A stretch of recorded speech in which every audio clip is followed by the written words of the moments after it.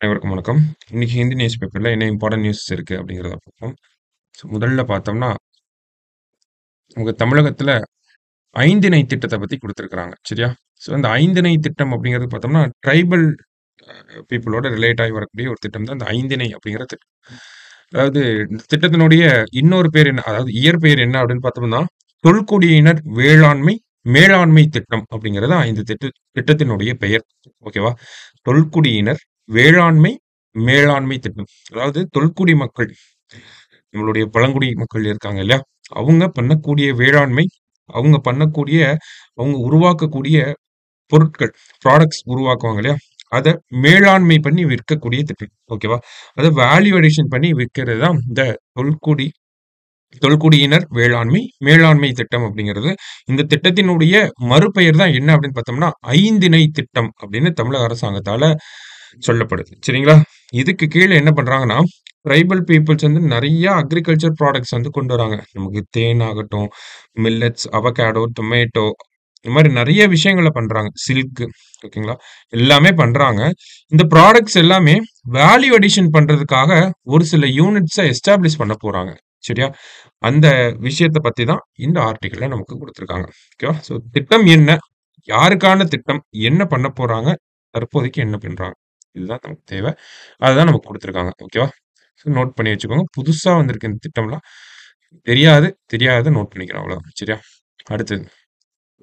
இந்த இடத்துல பார்த்தோம்னா, கிங் கோப்ரா அதாவது கர்நாடகாலயே பார்த்தோம்னா, ஒரு தனித்துவமான கிங் கோப்ரா இருக்கும். சரிங்களா? அத கர்நாடகத்துல வந்து கலிங்கா அப்படின்னு சொல்லுவாங்க. கலிங்க சர்ப்பா அப்படின்னு சொல்லுவாங்க. ஓகேவா? அந்த ஒரு கலிங்கா அப்படிங்கிற வார்த்தை சயின்டிஃபிக் நேமாவே இப்ப மாத்திட்டாங்க. அதோட பேர் என்ன குடுத்திருக்காங்க அப்படின்னு பார்த்தோம்னா, ஓஃபியோஃபேகஸ் கலிங்கா அப்படின்னு சொல்லி மாத்திருக்காங்க. அத பத்தி தான் குடுத்திருக்காங்க. சரியா? ஜஸ்ட் தெரிஞ்சுக்கோங்க. நெக்ஸ்ட் குரோயிங் எபிடெமிக் அப்படின்னு சொல்லி நம்ம நேத்து லான்செட்டோட டயபெட்டிஸ் ரிப்போர்ட்ட பத்தி பார்த்திருந்தோம். அதுல என்ன சொல்லியிருந்தாங்க? 1990யும் 2022யும் கம்பேர் பண்ணியிருந்தாங்க. 1990ல பார்த்தோம்னா வேர்ல்டு லெவல்ல 200 மில்லியன் இருந்துச்சு இந்த டயபெட்டிஸ் அப்படிங்கிறது. இப்ப பார்த்தோம்னா இது 4 டைம்ஸ் இன்கிரீஸ் ஆகி 800 மில்லியனா இருக்கு. சரியா? ரைட். இதுல இந்தியாவோட பங்களிப்பு அப்படின்னு பார்த்தோம்னா, கிட்டத்தட்ட 212 மில்லியன் மக்கள். உலகத்திலேயே அதிகமா டயபெட்டிஸ் இருக்க நாடாக இந்தியா வந்து இருக்கிறதாக இந்த ரிப்போர்ட்ல நமக்கு சொல்லியிருந்தாங்க. ஓகேவா? ஏன்? அப்படிங்கிற கேள்வி. இத ஏன் நம்மனால தடுக்க முடியல? அப்படின்னு பார்த்தோம்னா, அதுக்கு ஒரு சில காரணங்கள சொல்லியிருக்காங்க. முதல்ல 212 நம்பர் அப்படிங்கிற இந்த நம்பர் ஓகேங்களா? இவ்வளவு பேர் இந்தியாவுல டயபெட்டிஸால பாதிக்கப்பட்டிருக்காங்களா அப்படின்னு கேட்டா, அதுல கால்குலேஷன்ல யூஸ் பண்ண மெத்தடாலஜி அப்படிங்கிறது நமக்கு வேறையா இருக்கு. அதனால தான் இவ்ளோ நம்பர்ஸ் வந்திருக்கு அப்படிங்கிறத ஒரு தரப்பு சொல்றாங்க. ரீசன்ஸ் ஃபார் இன்கிரீஸ்ன்றத குடுத்திருக்காங்க. சரியா? என்ன மாரியான காரணங்கள்னால நமக்கு இந்த எண்ணிக்கை அதிகமா இருக்கு? டயபெட்டிஸால பாதிக்கப்பட்ட இந்திய மக்களின் எண்ணிக்கை அதிகமா இருக்கிறதுக்கான காரணங்கள் என்ன அப்படின்னு பார்த்தோம்னா, ஃபர்ஸ்ட் அவங்க யூஸ் பண்ணக்கூடிய மெத்தடாலஜி வித்தியாசமாக இருக்கு அப்படிங்கிறத குடுத்திருக்காங்க. அடுத்ததா பார்த்தோம்னா இந்தியாவுல இருக்கக்கூடிய இந்தியர்களுடைய உணவு பழக்கவழக்கங்கள். குறிப்பா ஹை ஃபேட் ஃபுட்ட வந்து நம்ம சாப்பிடுறோம். அன்ஹெல்தி டயட் அப்படிங்கிறத வச்சிருக்கோம். அதே மாரி பார்த்தோம்னா, ரொம்ப செடென்டரியான லைஃப் ஸ்டைல். பெருசா எக்சர்சைஸ், வொர்க் அவுட் அப்படிங்கிறதெல்லாம் பெரிய அளவுல யாரும் பண்றதில்ல. அந்த மாரி தான் வொர்க் கல்ச்சருமே இருக்கு. சரிங்களா? நமக்கு மனசுல நெனைப்போம். போய் ஏதாவது விளையாட போலாம். இல்ல அட்லீஸ்ட் ரன்னிங்காவது போலான்னு நெனைப்போம். ஆனா நம்மளோட work style and life style அப்படிங்கிறது அதுக்கு ஏத்த மாதிரி இல்ல. அதையுமே ஒரு காரணமா சொல்லலாம். So unhealthy food, particularly high calorie food நம்ம சாப்பிடுறோம். அதுல பார்த்தோம்னா கார்போஹைட்ரேட்ஸ், ஃபேட் அதிகமா இருக்கக்கூடிய உணவுகள சாப்பிடுறது. இந்த மாரியான விஷயங்கள சொல்லியிருக்காங்க. அதே மாரி டொபாக்கோவோட ரோலையும் குடுத்திருக்காங்க. டொபாக்கோ அதிகமா பயன்படுத்துறோம். ஓகேங்களா? இந்த டொபாக்கோ இந்தியன் சொசைட்டி அதிகமா பயன்படுத்துறனால என்ன ஆகுது அப்படின்னு பார்த்தோம்னா, டொபாக்கோ யூசர்ஸ் மத்தியில 30-40% இன்கிரீஸ்டு ரிஸ்க் அப்படிங்கிறது இருக்கு இந்த டயாபிட்டிஸ் வரதுக்கு.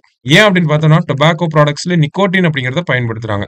இந்த நிக்கோட்டின் என்ன பண்ணும்னா, இன்சுலின் புரொடக்ஷன அஃபெக்ட் பண்ணுது. இன்சுலின் ரெசிஸ்டன்ஸா இருக்கு. ஓகேங்களா? இப்ப இன்சுலின் புரொடக்ஷன அஃபெக்ட் பண்றதுனால நமக்கு சர்க்கரை நோய் பாதிப்புகள் அதிகமாக வரலாம் அப்படிங்கிற ஒரு காரணத்தையும் இந்த இடத்துல சொல்லியிருக்காங்க. ஓகேவா? நம்ம reasons for increase in diabetes in India அப்படின்னு கேட்டா இதெல்லாம் சொல்லலாம். Okay unhealthy diet, first methodology, அடுத்தது அன்ஹெல்தி டயட், அடுத்தது sedentary lifestyle, ah usage of tobacco அப்படிங்கிறது. இதோட இன்னொரு என்ன காரணம் சொல்லியிருக்காங்கன்னா, கெஸ்டேஷனல் டயாபிட்டிஸ் அப்படின்னு சொல்றாங்க. இப்ப தாய்க்கு டயாபிட்டிஸ் இருந்துச்சுன்னா, அது குழந்தைக்கும் பரவுறது.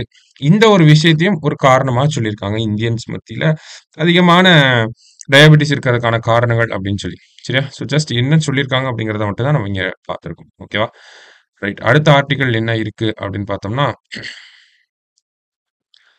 நமக்கு அந்தமான் நிக்கோபார டியூனா அப்படிங்கிற மீன் வகையினுடைய ஏற்றுமதி தளமாக, ஏற்றுமதி மையமாக மாத்தணும் அப்படின்னு சொல்லி மத்திய அரசாங்கம் ஒரு ஒரு குறிக்கோளோட இருக்காங்க. ஓகேவா? அதான் டியூனாவ எக்ஸ்போர்ட் ஹப்பா மாத்தணும்னு சொல்லி. இதான் டியூனா வகை மீன்கள் அப்படிங்கிறது. பார்த்தோம்னா, நமக்கு உலக அளவுல இந்த டியூனா எக்ஸ்போர்ட் மார்க்கெட் அப்படிங்கிறது பார்த்தோம்னா, $41 பில்லியன் இருக்கு. ஓகேங்களா? இதுல இந்தியாவோட கான்ட்ரிபியூஷன் அப்படின்னு பார்த்தோம்னா, கிட்டத்தட்ட 87 மில்லியன் இந்தியாவோட கான்ட்ரிபியூஷன். ஓகே. $41 மில்லியன் இந்த பிசினஸ் இருக்கு. அதுல இந்தியாவோட கான்ட்ரிபியூஷன் 87 மில்லியனா இருக்கு. ஸோ இத அதிகப்படுத்தணும். ஏன் அப்படின்னு பார்த்தோம்னா, இந்தியன் ஓஷன் ரீஜியன் அப்படிங்கிறது கிட்டத்தட்ட உலக அளவுல பார்த்தோம்னா, 21% டியூனா மீன்கள் வாழக்கூடிய இடமாக இருக்கு. ஸோ இதுல இருந்து நம்மளால ஒண்ணு பண்ண முடியும். என்னன்னா, அந்தமான் நிக்கோபார ஒரு எக்ஸ்போர்ட் ஹப்பா மாத்துனோம்னா, நம்மளோட கான்ட்ரிபியூஷன் டூ திஸ் மார்க்கெட் அப்படிங்கிறது இன்கிரீஸ் ஆகும். 87 மில்லியன் அப்படிங்கிறது பில்லியன்கள்ல போறதுக்கான வாய்ப்புகளும் இருக்கும். சரிங்களா? அப்ப இந்தியா என்ன டார்கெட் வச்சிருக்காங்கன்னா, யூசுவலி இந்தியா ஒரு 51,000 டன்ஸ் ஆஃப் ஃபிஷ்ஷ வந்து பிடிக்கிறாங்க. இந்த டார்கெட்ட இன்கிரீஸ் பண்றாங்க. அட்லீஸ்ட் ஒரு 64,500 டன்ஸ் ஆஃப் டியூனா ஃபிஷ்ஷ நம்ம எக்ஸ்போர்ட் பண்ணணும் அப்படிங்கிற ஒரு ஒரு கால்குலேஷன வச்சிருக்காங்க. இதுல என்ன மாரியான சேலஞ்சஸ் இருக்கு அப்படின்னு பார்த்தோம்னா, நமக்கு இன்ஃப்ராஸ்ட்ரக்சர் ப்ராப்ளம்ஸ் அப்படிங்கிறது இருக்கு. மாடர்ன் ஃபிஷிங் டெக்னிக் அப்படிங்கிறது அங்க இருக்கிறவங்களுக்கு நம்ம சொல்லி தரணும். ஓகேங்களா? அதே மாரி ஸ்டோரேஜ் ஃபெசிலிட்டீஸ் வந்து மாடர்னைஸ்டா இல்ல. ஓகேங்களா? ஸ்டோரேஜ் ஃபெசிலிட்டீஸ் அப்படிங்கிறது. ஓகேவா? ஸோ இந்த மாரியான சேலஞ்சஸ அட்ரஸ் பண்றதுக்காக அரசாங்கம் ஒரு பிளான் பண்ணிட்டு இருக்காங்க. சரியா? அத பத்தி தான் இந்த இடத்துல குடுத்திருக்காங்க. கடைசியா பார்த்தோம்னா, India conducts historic test of hypersonic missile with range of 1500 kilometre அப்படின்னு சொல்லி குடுத்திருக்காங்க. ஸோ இந்தியாவோட first long range hypersonic missile அப்படின்னு சொல்றாங்க. 1500 கிலோமீட்டர் இதோட ரேஞ்ச். இதனால நியூக்ளியர் வார்ஹெட்டையும் எடுத்துட்டு போக முடியும். சூப்பர்சானிக் மிசைல் சொல்றாங்க. 5 to 25 times the speed of sound. அதுதான் இந்த இடத்துல நமக்கு குடுத்துருக்காங்க. சரியா? ஸோ இத எங்க வச்சு டெஸ்ட் பண்றாங்கன்னா, ஏபிஜே அப்துல் கலாம் ஐலாண்ட் இன் ஒடிசா. அங்க வச்சு டெஸ்ட் பண்ணி பார்த்துருக்காங்க. சக்சஸ்ஃபுல்லா இருந்திருக்கு இந்த டெஸ்ட். அதனால தான் ஹிஸ்டாரிக் ஃபிளைட் டெஸ்ட் அப்படின்னு சொல்றாங்க. Historic in the sense first டைமா இப்படி ஒரு மிசைல பண்றோம். அதுவும் நியூக்ளியர் வார்ஹெட்டையும் எடுத்துட்டு போற அளவுக்கு நம்ம டெஸ்ட் பண்ணி பார்த்துருக்கோம். இத உருவாக்குனது யார் அப்படின்னு பார்த்தோம்னா, ஆப்வியஸ்லி டிஆர்டிஓ. சரியா? அதுதான் அந்த செய்தியில நமக்கு குடுத்திருந்தாங்க. மத்தபடி பார்த்தோம்னா, ஸ்போர்ட்ஸ் பேஜ் தான் இருக்கு. ஓகேவா? ஸோ இம்பார்ட்டன்ட்டான நியூஸ டிஸ்கஸ் பண்ணியிருக்கோம். Thank you.